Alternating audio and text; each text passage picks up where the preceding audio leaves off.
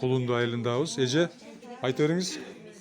Бизге ошол жалпы килемчилерге бир жылуу жер керек кышындачы.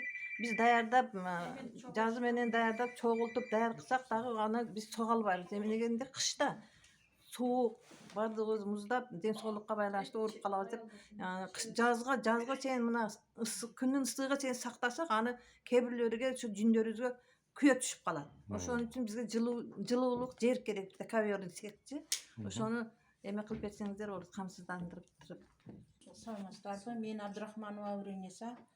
Мен ушул азыркы жаңы түрү десек болот. Жаңы түр килем менен иштеймин. Килем бул жүн боюнча байланат, жип эмес, жүн боюнча байланат.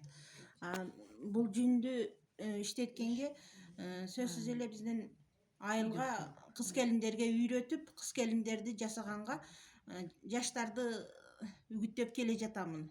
Анан жаштар үйрөнүп кыйла кызыгып калышты азыркы күндө. Эми ушуну бир жайылтып, негизи бүтүн Лейлеке же Кыргызстанга дегендей жайылтып, ушуну көбөйтөйүк, көп кол өнөрчүлүктү өркүндөтөйүк деген максатта азыр жасап атабыз. Мага Булак башы айылында турамын. Булак башыдан Кулундуга келип бирдей эметкенге алыстык кылат. Менин айылымдын өзүгө бир шарт болсо, айылымда ушундай бир кичине сек ачып, жаштар менен иштегенге деген менин максатым.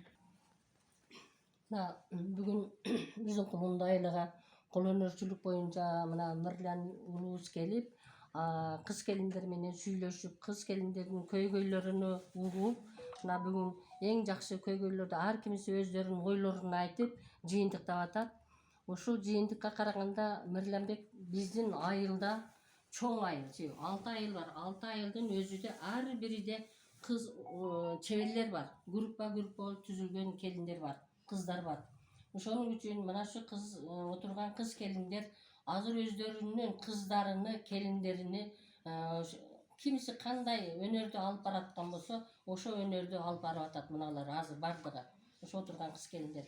Бизге энди кыскасы Кулунду айылыга, ошол Кулунду айылындагы 6 айыл турат, 6 айылдын бардыгыга жок дегенде бирден экиден килем цех ачып берсе дейбиз да. Себеби баягы эңкейип отуруп, булардын бели дагы, мойну дагы ооруп калат.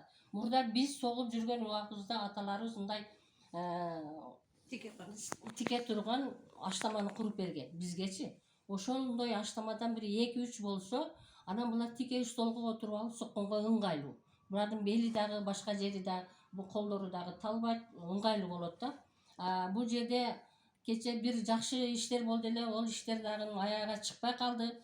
Биздин кыз келиндерибиздин акыркы суранарыбыз ошол бизге килем секин аппараттарды, анан основной жүн тытчу керек бизге. Анан жүн жуучу бар ошол дагы. Жүн ийрүүчүнү энди билбейбиз, ийрүүчү дагы бар экен, энди келсе дагы жакшы болот эле. Айрыкча ушул жүн тытыштан кыйналат кыздар. Колдо тытышат. Колдо энди кээ бир жерге барса, ал тытканда тытат, тытпаганда тытпайт, кайра келип анан колдо тытышат булар. Ошо жүн тытчу цех, анан жүн жуучу аппараттарыны алып берсе деген ойдо да азыр ушул келиндер ушуларды айтып атат да. Ошого мүмкүнчүлүгү болсо ушул айрыкча ошо аппарат, килем цехтин аппараты, анан ошол аппараттарды жүн тытчу, жүн ийрүүчү, жүн жуучу ошоларды бизге Жергиликтүү бийликтен, айыл башчыларынан ошол бөлмөгө көмөктөшүү, бөлмө боюнча. Анан ушул айылыбызда өзүбүздүн өкмөттөргө, айыл башчыларга сурашып, ушу кыз келиндерге бир жылуу комната бошотуп берсе деген ойдобуз. Себеби булар бир мезгилде эмес, жыл 12 ай ушу иштегенге ыңгайлуу болуп калат. Азыр үйлөрү да курат, жаз мезгилинде эшикте болот. Азыркы үйлөрдө мен кыш абасын өзүң көрүп турасың, бир эле үйдө кычылат бардыгы. Ошонун үчүн бир комнатаны бошотуп берсе деген ойдо айтышып атат да булар. Биздин оюбуз эле ошол.